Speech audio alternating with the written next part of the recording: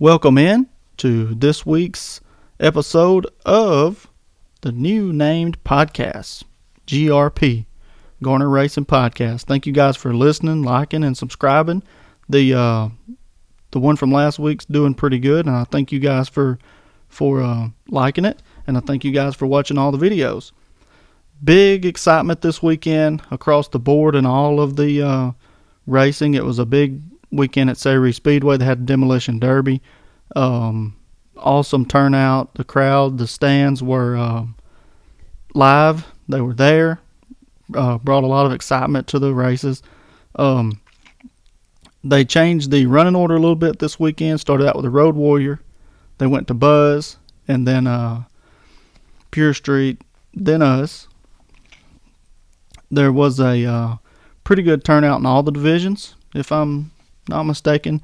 The late models had 4, maybe 5 cars. Frankie Martin put on a show there. Nate hung in there, ran pretty good. So we'll just jump right straight into it and go to the exciting part of the racing, which was the Kenny Hogan show. The Road Warrior race. Kenny put on another clinic. There was a little bit of pre-race that happened. I believe somebody got visually protested. If you know and you want to put it out there who it was, why it was, that's good. I know what happened. I'm not going to name the names of who or what happened because I didn't get a chance to clarify with the driver that had supposedly did the disqualification. And it got a little bit overshadowed by another protest later on. But a visual protest took place before the races even started, which set one guy back, and I believe it did, ultimately probably did slow his car down. Visual inspection is something that has to be performed or asked for before the races start. The main thing is it was illegal, so it was worth doing it. That's the main thing in that scenario, and it was in the Road Warrior division. If you guys want to talk about that in the comments, please do. And then if it gets brought to light and the drivers want to speak about it, we can. But the main thing is there was a visual inspection that got performed, and it did set one driver back. It did slow him down. So Kenny Hogan took the Road Warrior. Then we got to the Buzz class, and Jimmy Hudson set the pole. Trey Yarborough was the fastest qualifier. Rolled a 2, put Jimmy Hudson on the pole. Jimmy led flag to flag, did a great job, didn't hesitate at all, having Trey Yarborough behind him, which obviously is a motor monster. That 20 car runs extremely well. I don't think he's got it handling the way his other car handled. If you guys remember, that car got wrecked. His original car, I believe, got wrecked one night last year, late in the season. Might have been the King of Dixie race. When he ran into the lower backstretch wall coming out of 1 and 2. If I'm not mistaken, the car flipped over. So he built a new one, and definitely not short on motor, but working to get the handling back in the 20 car. So great job to him coming out and setting the fast time. But Jimmy Hudson stole the show, led flag to flag, and did a great job not letting the pressure of a hot foot like him, Trey Yarborough, get in his way. Mentally, should I say, get in his way mentally. So great job to Jimmy Hudson. Now, we get into Pure Street. There's a little bit more of a drug out scenario that happened here. And you guys will see me looking down because I'm doing the adjustments on the mic and everything from right here in front of me. But you guys, the Pure Street continues to put out good and I would say good and bad vibes. So the main thing is Hunter Dawkins started, I want to say mid-pack. Well, let's go back. Carter Murray qualified the pole, set a quick time by a decent amount. Everybody looked a little sluggish Saturday night because it rained a lot, got a lot of the heat out of the track. I would say the track was still a little bit wet even when the Road Warrior and Buzz started. But Carter set fast time. When he went to roll the dice, he started the night off by saying, I will, instead of rolling the dice, I will allow us to invert the whole field if you guys will. If you'll invert the whole field, I'll start last. I do not recall how many cars was there, but so if you'll put the last person, the slowest person in qualifying on the pole, I'll start dead last, just invert the whole field. So that's what happened, and he made his way through. I don't think he quite made his way through as fast as Hunter Dawkins was able to get. The cars in front of Hunter, he was able to clean up pretty quick and get out ahead. It left Carter back there sitting, having to deal with a couple of pretty quick cars, including the 56. Buddy Akins, obviously very strong. He had to pass the 24 car. Some of them he picked off pretty quick. Some of them he had his hands full, and it seemed to be he was pretty patient. I want to say about 7 to 12 laps. I don't have a count when he broke into second place. He was catching Hunter in the 76, but Hunter was out there rolling, so he could have been what I would say lagging back, just making sure nothing happened, or he could have been trying to hammer it. I don't know, but the 5 car was catching the 76. It appeared from a spectator standpoint, the 5 car was catching the 76. The 76 goes on and leads the race and wins it. He leads the remainder of the race and wins it. Carter runs second. From what I understand, there was now note this, I'm getting ready to get in my race car and go. I don't know what happened. All I know is what other spectators have told me took place. 76 wins. He's in victory lane. Turns his attention towards the 5 across the wall. Now, whether that was the 5 said something to them or not, I don't know all of that. I just know what some of the spectators have said, that the 76 turns his attention, or maybe even the crews turn their attention to one another, and then it becomes a protest. The 5 car puts the money up to protest the 76. 76 says, great, we want to see what you got too, and they lay the money down to protest the 5. Now, here's where some confusion took place for the fans. If you want to know why both cars went to both ends, I did get to speak to somebody about that and what happened. The 5 car put up the money, and then the 76 put up the money, and they all accepted protest. And then the track comes and says, we're going to send the 76 car to its trailer, the 5 car to its trailer, and we're going to send a representative from each crew member to the opposite trailer. Now, looking at it now, hindsight, whatever, however you want to say it, seems like a horrible idea. You send one Lone Ranger, which honestly it could have kept the commotion down from both crews being there. It could have kept the commotion down. So it seems like a bad idea if you're the guy protesting, because either you or somebody doesn't get to see, So if there's, it would have been a lot more of a controlled environment. So I do, looking at it from an initial standpoint, yes, if I gave my money and then they wanted to take their car to their trailer and break it down, no matter who it is, I wouldn't want that. I would want to sit there and watch it. I don't think either crew wanted that to happen. No, we don't want him to be up there and him to be over here. It just doesn't make sense from a protester standpoint. And so both of them was being the protesters. 5 car obviously initiated the protest, 76 counter-protested, and then we got into the scenario. So everybody that's wondering why the cars went to their trailers and then got brought back down was because at the point that the tech man was talking to one of the crews, one of the members with the 5 car, no, look, if they're going to go to their trailer and get to tear the car down, we want to stop the protest. We don't want to protest. 76 says, no, money's in hand. We want the protest, which leads to another part to the story in a minute. For me, what I think, the 76 says no, and this is all verified from my understanding. Who people I talked to, it's verified from one side of the story, from one person that was listening. 76 says no. We want this protest to go down.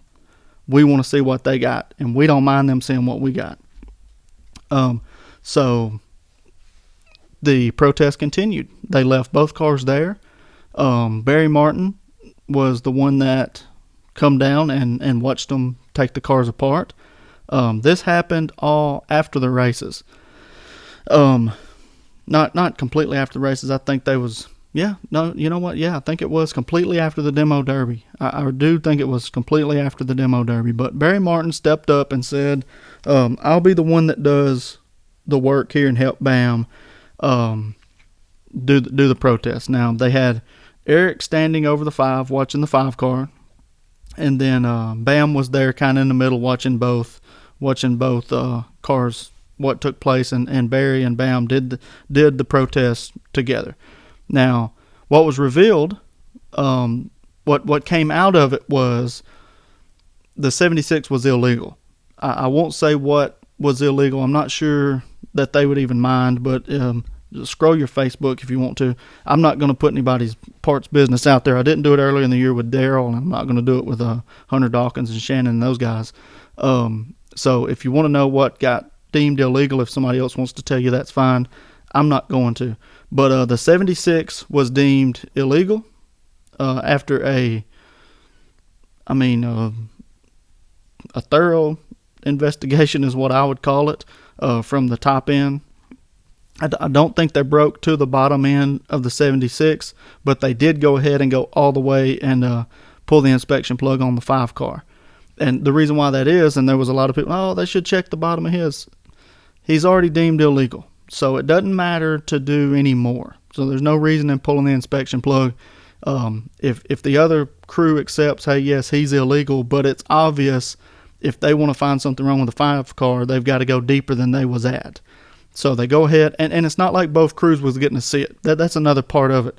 If both crews was getting to scatter, and they was going to go ahead and have to scatter the 5, yes, I'd say maybe why not go ahead and do the 76 so you see what they got, because that's what you paid your money for.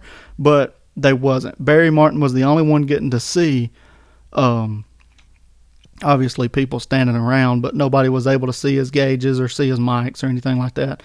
So what happened was Barry goes on over, has the camera, and you know what? He might have ran it into the 76. I don't think he did, and I may be mistaken on that. If somebody wants to clarify that, it's okay. Nothing that I'm not going to argue with you. But I don't think they went any further than what they found wrong with the 76, but they did go complete through onto the 5. So that's where the 5 car was deemed legal. They went on and ran the camera in the inspection plug and deemed the 5 car legal. And that was the winner of the race. The 5 car wins the race by disqualification of the 76. I'll say this. I don't think the 76 thought they was illegal. I don't think that it was a deliberate, intentional, they wouldn't have tore down. I don't think they would have tore down at all if they thought they was illegal. The camshaft being a very big part. I just gave away the secret anyways. Dadgummit, I'm mad at myself. But so yeah, sorry Shannon and Hunter. It was the camshaft they deemed illegal. Just bone that one up. But I shoot these things to move on. So we're gonna move on and keep it on there. Cat's out of the bag. It was the camshaft. It was small. The amount that it was so small. It was illegal. But it was so small of an infraction. I think it could have been, if you've seen a cam card within the thousandths, and that's what it was. So it was a very small infraction, and it was not necessarily something that I don't think they've probably got another one. They'll put it in there and it'll be legal, and it'll be the same card, same cam, everything. Put it in there and it's gonna read legal. But I don't think it was an intentional ordeal. It was illegal. Was it purposeful? Was it like, we're going to throw this in there and it's going to just set the world on fire? No, they wasn't intending on it. And that's a personal opinion. I've not spoken with Shannon. I've not spoken with Booger or Hunter about that. I just don't think it was something that they said, we're about to throw this in there and set the world on fire. I don't think that car is going to be illegal week in and week out. And neither was the 5 car. The 5 car was not illegal. So that really opened up a different set of eyes or a different way to look at the 5 car, that they're doing something right now, setting extremely fast lap times and this is talk from everybody. I don't really know what the lap times are supposed to be or what you're not supposed to be, but I've had conversation with guys that say they got to be illegal. There's something that they're doing that's making them that fast because the lap times they're turning. It's not in the motor. It's not in the heads, not in the cam, it's not in the bottom end. So that's what got looked at, and to be honest with you, I think I do revert back to I think the kid's a really good wheelman. I think he's good behind the wheel. I think he's a little rough sometimes, and nobody's going to disagree with that. But I do think he's smooth when he's riding his pace. He's smooth and he's fast. Not to say Hunter's not, and man, not to say that Buddy Akins ain't. Buddy Akins is fast, lights out. He's bad fast. Sometimes I think it's going to be the point that whoever starts out front, just like it was Saturday night. Hunter got the best shake and he got out front and he was hammering. The 5 car came through the field and didn't have time. They're equal. You know what? I'm not going to say they're equal. I don't think Hunter's cutting the lap times, Carter is. But what I do know is Hunter's a competitor, and they're going to go back and find faster. They're going to find speed. Just like I said before, Buddy Akins is going to come out and win, and he did. And I think Hunter's going to come out and win as well. And next time there's a protest, and I've talked to Cameron about this, I don't think you're going to find them illegal. He don't either, really. It was a shake that needed to happen. Yeah. There was some words exchanged and stuff like that, and tempers flare, and hey, I do it too. But what really took place that needed to happen was they needed to see the guts of the 5 car. They needed to see what was inside the 5 car. Not talking about the Dawkins, not talking about them. Who needed to see it was some of the track officials, some of the people around the track, and also some of the fans, the other competitors. They needed to see what was inside. You know what? I wanted to too. I wanted to know. Me and Cameron talk, and I never thought they was illegal because I genuinely think that Cameron would tell me if they was doing something that was sketchy. But man, I didn't think it would be the way it was. And I really didn't think the 76 was going to be illegal. I was standing over there talking to a couple of the Jefferson County Sheriff's deputies, and I was telling them, number one, I hope they're both legal, and number two, I don't think that either one of them's gonna be illegal. I really didn't, but I was proven wrong. The 76 did have a small infraction, and I don't think it'll be there again. I think they're gonna find something. They're gonna find something to be fast. The mentality of the Dawkins is to come and win. And they're probably going to, and also the mentality of Kilgore and the crew that he runs around with. There's too many last names to throw out there, but as far as Carter Murray and Cameron Kilgore, Carter wants to win. Carter wants to win bad. Cameron wants to win, and they've got a good group, a good support group around them. It's unfortunately the way it's going to be. Those two guys are going to be up front in whatever class. Not unfortunately, but the bad thing is they got the rest of the year to duke it out. How does it happen? Who knows? The Dawkins are going to come to win, and Carter and the crew, he's got a heck of a support system. They're going to come to win as well, and I think both of them have realized that, and both crews know they've got to compete with the other crew. So they're going to be in the same sandbox for about 8 or 9 more races. And it's to me, my thoughts, I want to see both the kids run good. I want to see the 24 run good, Nate, and I want to see the 56 run good, Buddy. The differences between the 2 of them, 3 of them, 4 of them, however it happens, if y'all going to run up front, it's going to be confrontation. And it ain't, not necessarily confrontation as far as physical or any of that, but it seems like in the world of racing today, it's a mental warfare game week in and week out. Is your mind on you, or is your mind on that guy across the street? And that's the deal, and you can either stand in your shop looking out the window wondering what they're doing, or you can stand in your shop and look at your car and fix it. And I think both of those crews are the type to look at their car and fix it and make it faster and make it better. And man, I can't wait to see some good racing because they're going to be back. They're going to be fast, both crews. Y'all got a lot of, as far as fans, you've got a lot to look forward to because there's about 3 or 4 of those cars that any week could check out. And when the other one catches them, what do you do with 5 to go? Do you move them? Do you not? Do you stick it on the outside of them? Do you not? What do you do? I mean, there's a lot of mental warfare that's going to go on. It's a tough part of the sport if you're weak. And I don't think any of the 4 or 5 crews, the 24 cars kept his nose clean. He's ran good. I don't think he's as much in this conversation as I'm bringing him into it, but if he starts up front, starts on the pole and runs what I think he can run as a race, and those guys get shuffled into the back, they're going and they start racing each other, they may not catch him to the closing laps. And what do you do when you get there? And then the 56 car, him and Carter ran and showed that they can race respectfully a couple weeks ago when Carter won. And then dadgum if Buddy didn't come back out there and knock the lights out and win that thing big.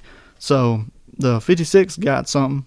He's running great. Car's digging off the corner, and he's driving the wheels off of it. So the Pure Street class is the talk of the town, as it always is. And I'm glad to get to talk about it, and I'm glad to get to know, or I know these guys way before they even started racing each other. And, man, I'm excited about it. There's going to be a lot of good racing. There's going to be a lot of good racing in the Pure Street class. So my take is I'm glad it happened in the sense that they got to protest one another and got that out of the way. Now both crews look and say, okay, this is what we're running, this is what we're doing. How do we get faster? Or they don't. I don't know what they're thinking. I don't know what they're doing. If it was me, I know I protested Adam Gunner one year because he was handing me my rear end. So I protested him, and like I told him, and I told Mr. Jeff as well, I need to see that you're beating me legally. If you're beating me legally and I'm just this slow, I'm going to get faster. And that's what I did. And I thought I had got faster, and then Roy Umber comes out there and knocks the stinking lights out on us, and I protested him. I wanted to know that I was getting beat legally. And fortunately enough for me, neither one of those guys was illegal. And, you know, with this protest, there was no discrepancy. With me, when I protested Roy, the track didn't make him pull his crankshaft out and weigh it. I'm okay with that now because I bought the car and I know what's in it, and I know it's not a light crankshaft. I know what was beating me now, and I bought that experience by buying that car. And that's why when it went up for sale, I sold a few campers and made sure I was able to make that purchase because I bought a lot of experience. And then you throw some stuff in there that my dad's doing now. Many moons now, that motor blew up. We're on to different stuff. But we learn enough to put the car back where it needed to be. And maybe one day my hard-headed daddy will do it too, to his car. But what I think is there's always room for a protest in racing.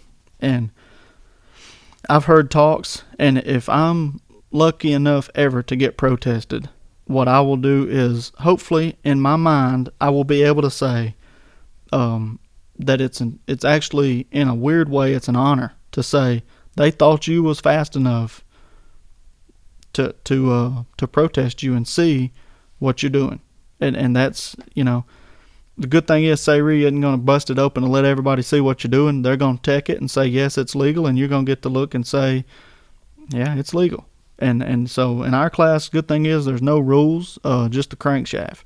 And it doesn't affect me one way or the other, the crankshaft rule. You'll not probably see me ever protest anybody again because I think that crankshaft rule is a goading rule. It gives you something to look at if you want to, but a stroker crankshaft in a Toyota, I don't think it works on a quarter-mile track. I just don't think it displaces the engine enough to worry about. And I think I know a few guys probably have them, but it doesn't matter. They're not going to set record paces with a stroker crankshaft, in my opinion. If somebody comes and runs a 13-second lap, maybe I would be curious to protest them and see what they got. But as long as they're in the 14s, I've seen it done. And on this tire, I don't think you'll see it done. I don't think you'll see anybody break the 40 into the 30s this year with the new set of tires that we've got because of the size of them changing the gearing. But there's a lot of competitive cars in our class, and they're a tenth or 2/10 off of being just as fast as we are, and just as fast as Adam is on a week in and week out basis. And a few of them keep tweaking, and they might bump the wrong way every now and then, and we're glad they do. But as we always know, we've got a competitor or two in our class that's going to come out there and hand it to you and humble you every now and then. So with the Pure Street, I'm glad it happened. I hate it happened between two guys and two groups of guys that I like, but I'm glad it happened in a sense of we got it out of the way. Now let's race and have a good time, and hopefully it's over. I don't know. Of course, Facebook stews everything up a little bit, but it's just I don't want to call them keyboard warriors because I don't think that that's what's going on. I think it's just people make comments, and then you're friends on Facebook with people from other groups, and then they make comments back, and then so it's just back and forth, and that's what it is. It's just back and forth. If somebody gets on here and comments and calls me a dog in the comments, I'm gonna call them a dog back, and then we'll be right back at a back and forth. And I don't think at Sayre with the groups that's in it, or there's not a lot of keyboard warriors. In my opinion, there's people that's going to say what's on their mind and stuff, but not a lot of just people that'll hide behind it. You'll have to face them if you say something. That's how I feel about it. But from both sides, I think you have to face them. But and a lot of people at Sayre, you'll have to face them. But that Pure Street class, that's two very competitive groups of guys that went at it this week, and I'm proud of both of them for running so strong and running so good. I hate Hunter lost his win. And I hate that Carter picked up a win that way because he's won plenty, and I don't think this really does anything. It doesn't do anything to light his fire to win it that way. He'd have probably rather ran him down and passed him. But, man, I hate it for both of them. I really do, because it's a bad situation they find themselves in, and it's a carrying on style deal. They're going to have to race each other every week. But they're both good competitors, and they're going to stay up front. So, Two good kids, and I'm finally a group of people I call kids on here that are younger than me. But Hunter's a good driver, Carter's a good driver, and they're going to be up front. So on to the pony stock race. Little action in there where we started out the race, and I know it's what you all tuned in for. It wasn't nothing to do with the Pure Street race that you guys tuned in for. You wanted to hear what happened to my car. So this is what I'll say. First off, when you fall out of a race and there's 10, 15, 20 people clap, you're doing something right. I'll say that, and I'm the first one to get my feelings about stuff like that, but and I'm sure I've been there before, see somebody fall out and kind of under my breath be like, whew, now we can have a chance. Some of them back there, that's what they do, and it's just a part of the sport. I don't think it's anything to do with me. It's just the competitive nature in them wanting to win. And but Adam, I qualified the fastest, rolled a 3, which put Adam on the pole, Devin Stanley outside in the 77, and then me third. Don't recall who was outside. I know the 5 car was behind me because he peppered me going off into 1 when we first started the race. That was Chase Owens in that car. So the initial start of the race, we were starting third. We didn't get a really good start. I think Adam found the appropriate speed to start the restart for the flagman to throw the green the way it should be thrown. That's a shot at Jordan. I'm just messing around. But so the race starts, going off into 1 and 2. The 77's outside of me. I'm up to him enough to keep him out there. Or you know what? I even think he might have been giving me the respect to let me get on ahead and race Adam. But he there was a big enough gap he could have come in, but he didn't, and he let me get to him in the center of the corner. And then so checking up the center of the corner to make sure I didn't shoot up and run into him, the 5 car nailed me. And then so from that point on, it didn't hurt the car. Don't get me wrong, he didn't mess up my car. But from that point on, the steering wheel had a hard pull in it to the left. And I don't think it had anything to do with him. I think it was just the way the bearing cocked in the hub assembly. So that's what happened. It burnt the bearing out in my left front hub assembly. and blew all the grease out of it. And then, of course, it just separated and went everywhere. But so coming out of that corner, it cocked. And it's like it had a drag and a hard pull to the left. So we went on off into 1 and 2 and almost didn't have 3 and 4, and we almost didn't have any brakes. And I was like, man, something's broken my brakes. Didn't think it had anything to do with the contact. Didn't even look back to see how close anybody was. Just something was wrong. And then I think just coming down the front straightaway, it just fell off. And we were just I was really trying to ride to see, was it the brakes? If it was just the brakes, I think I was competitive enough to slow the corner down and come off the corner and probably run. I wasn't going to win by all means. You're not going to beat Adam if you can't get off in the corner good. But I probably could have ran pretty good. I probably could have run third or fourth, especially if I could have stayed ahead of him, but didn't. So we fall out of the race, and so then that left front hub assemblies just burn up, spindles burn up. Luckily, we got off the track before we did any damage. So a couple laps in, after they started, Daddy goes to pass the 48. I was kind of still looking to see if there was something I could do to my car. But after they turned a couple laps, I look back and see that the 48 spun out in 3 and 4, and I knew Daddy had been behind him, and they might have been running third and fourth. I believe they was running third or fourth, or maybe fourth and fifth. But there was only maybe one car behind them, or two. Who knows? I'm not really sure. But so Daddy ran off in there, did whatever Daddy does. 48 ran off in there and did whatever he did, and they got together. 48 got the rough end of it, and they both go to the rear. So I'll say Daddy spun him out because the track put him in the rear. Obviously, that ain't what Daddy's barking. But I'm sure the 48 crew's or Bodie, I'll just say it, Bodie's probably saying Daddy spun him out, or he might not even care. I've been around Bodie long enough to know if it was a racing incident, that's how he's seen it as.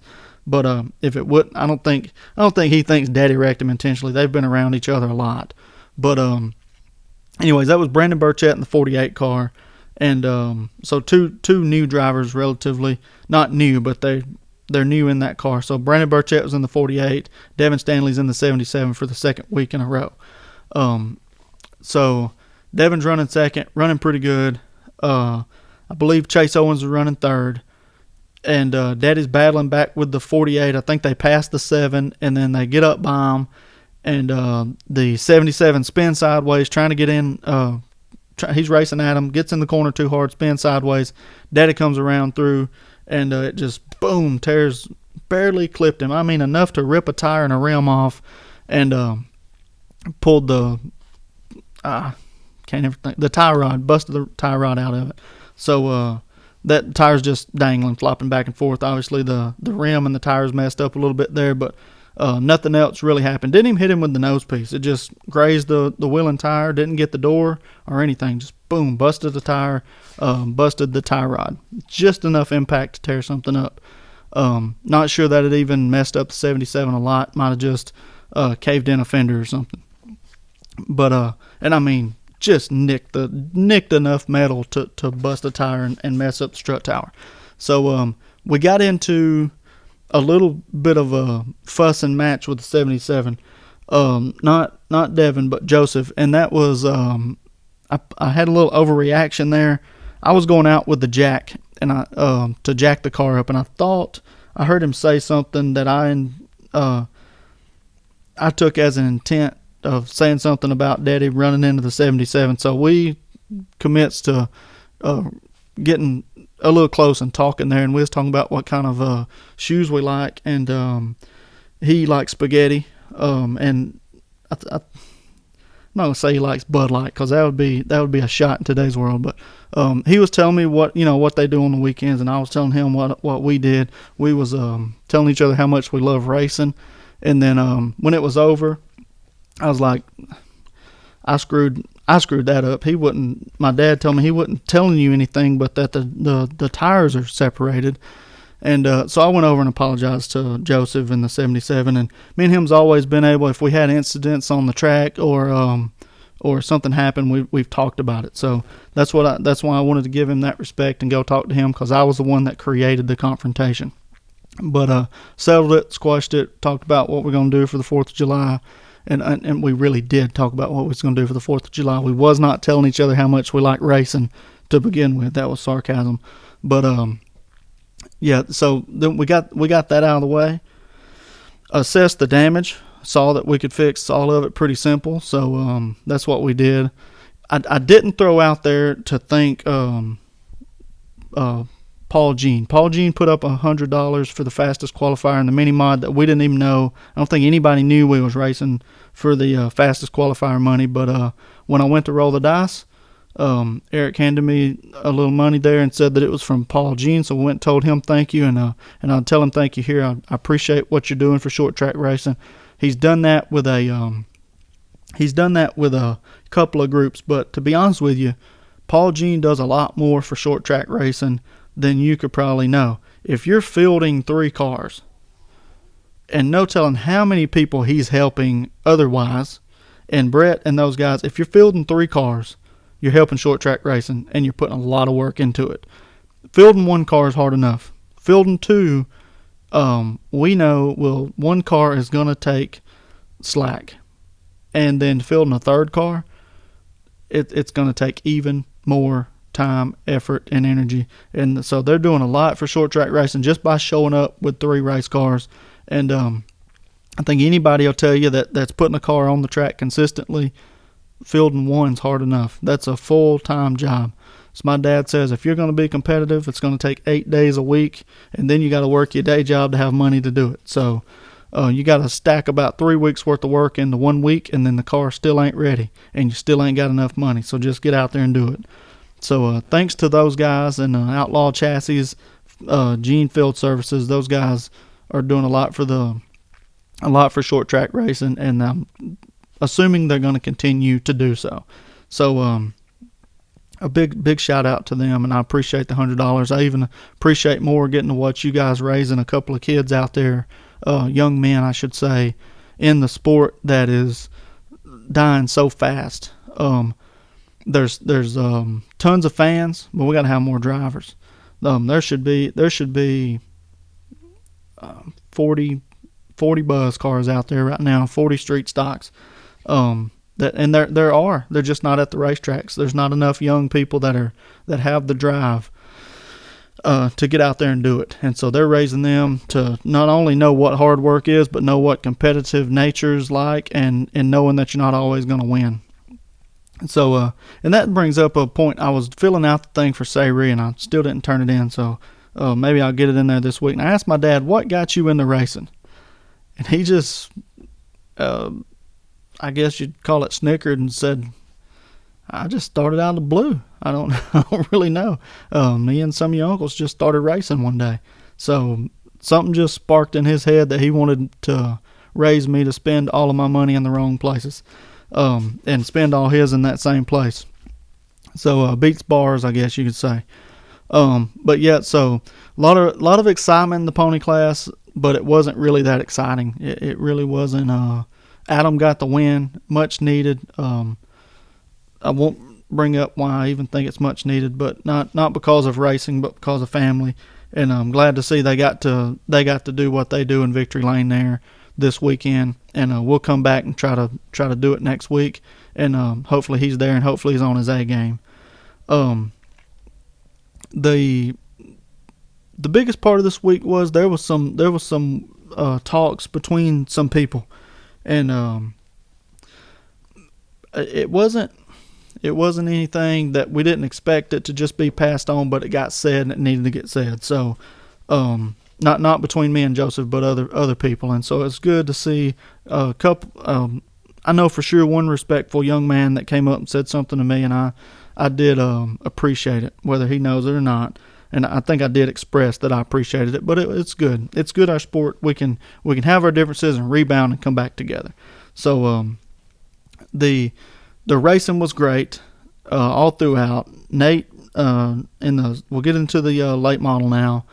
I know I'm skipping the limited modifieds, and I probably shouldn't, but I don't know who won that race, and I watch it sometimes, I video it, but I think his name's Mr. Morgan.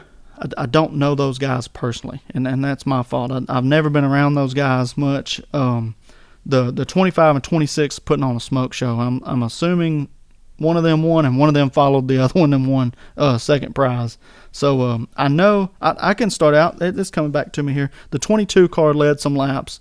The 25 and 26, I believe, was following him. I think the 25 was trying to make a run at the 22, couldn't. So the 26 passed the 25. It's coming back to me now. See, just like that, it pops back into my mind. The 22 leads, 25's behind him, 26, and then I believe the 42 got shuffled to fourth. I may be wrong, but I think that's what happened. The 26 passed the 25. So there's the black and orange 25. A gentleman that's been racing a long time, really great. I think his name's Mr. Rayburn. Great driver's always been clean. The 26 passed him. I think his name's Morgan. Mr. Morgan, I don't know his first name. I probably do. I think it's Joey, but I'm going to go with Mr. Morgan because I know that's correct. He passes the 22, I believe, then the 25 follows. 46 might have got around the 22. I think he did. But either way, I was over. Somebody spun the 22, or the 22 spun. However it happened, the 41 car and the 22 car got together. That's what happened. Now, didn't see it, so I can't comment on that. Zach and Austin's like my brothers. We went. Me and Zach went to school together. Always over at their house when we was younger. So those guys are like my brothers. So Austin was probably in the right. That's a joke. That's a crack at some of y'all that are always taking up for your family when they out there can't drive. But not saying Austin can't drive. But Austin's usually pretty clean, pretty competitive. But the 41 car, I've seen that guy around. Clay, I think is his name. He doesn't seem to be the type of guy to just wreck you. Racing happens. They've been around a lot this year. Austin's coming back with the 22. They did a great job a couple of weeks ago when I got to watch them racing. I don't think the 41 was there, but I know the 22 was. He was holding a good line. Him and the 42 got into it. 22 needs a shake. The handling just a little bit to not be so free when he starts to race, and I think he'll be a good strong competitor. But he's doing a good job. The 25 and 26 are running. They're running the show. They're putting down some lap times that are just phenomenal. And also the other competitors are doing good with Kobe Fitzgerald and Billy Black. They're learning and working together and doing a great job. But not my favorite class. If I'm throwing it out there, that's not my favorite class. I don't like the small open wheel as far. But if you're racing it, you love it. It's different. Some things we're not all going to agree on. But so anyways, we get into then the late model class, and the late models was Nathan Davis and Frankie Martin. Of course, Lee Hansen and Gary Sanford was in the 27. So, and then in the 15, Josh Ross. I think he goes by Josh. Josh was on the stuff, but Josh Ross in the 15. Looking better and better every week. But the 05's out front. Nathan Davis is out front. 67's in second. Gary Sanford Jr. is in third. And then Lee Hansen, and then the 15. But how it started out, 05's out front leading. Frankie passes him, cruises on to a win. It's a 5-car race. It's really not super exciting in that. Those cars thumped the ground real good. If there was more of them, it'd be awesome. But Frankie Martin cruises on to a victory, and Nathan ran pretty good. So did Gary Sanford, Lee Hansen, and the 15 looked a lot better this week in my opinion. But yeah, that's pretty decent racing. But then we get into the demo derby. Jordan Allen was the winner of the demo derby, and there was a little bit of a confusion there why the little car that could didn't win.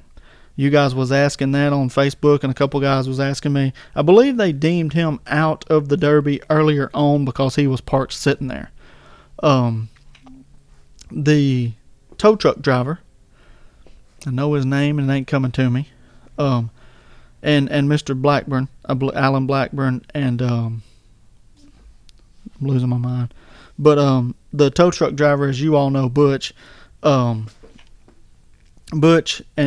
Blackburn, I believe, always facilitate the demo derby. and always keep a pretty close eye on it, along with the flagman and those guys. But the little car that could, they said, parked for a few minutes and then decided to crank up and run. Now, whatever happened. I'm not sure.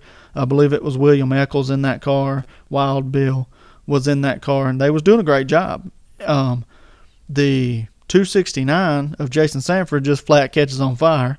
They wasn't doing a good job of paying attention because it took them 2 or 3 minutes, and I thought Jason was going to get ran over. He's hopping out of it because it's on fire, and they're still running wide open, and then one of them puts it in reverse, and I thought he was headed over there to hit him.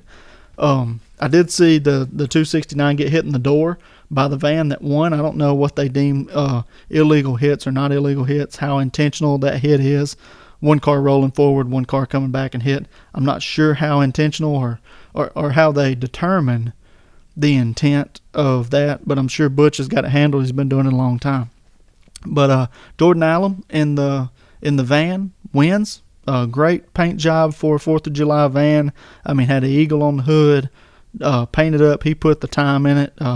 Really did a good job and won that $2,000. So the demo derby put on a great show, and let me tell you, Sayre had a packed out attendance in the stands. There were some people complaining about people standing next to the fence, but listen, is it good? No, maybe not good for people that possibly people standing up. There's always going to be something. So I'm not even going to comment on that. If they stand up at the movies, you just stand up and move. If you can't, that's a different story. But not a big deal in my world. I don't sit in the stands, and I don't watch the demo derby except for just snippets of it that I seen when I was passing by. But I do know who won, and I know there were some really hard licks laid down, and you can hear them out there just beating and banging. And it was a really good show. It was a really good crowd. The crowd came out and did what they needed to do. The competitors came out and did what they needed to do, and just I think there was some really good racing and decent confrontation that didn't go anywhere is the best part. It allowed the fans to see some of our world when we get fired up, not only us but other people as well. So a protest, a demo, tore up race cars.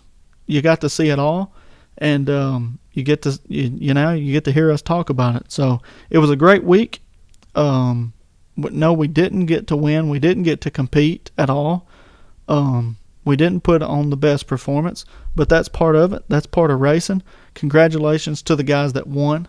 I do have a guest that's going to try to come on and be on one of these episodes. This is actually going to be deemed the start of GRP, the Garner Racing Podcast, and it's going to be episode 1. And if you guys, like, I know somebody mentioned Kenny Hogan. I've talked to a couple of drivers. I've talked to Jason Sanford through Facebook.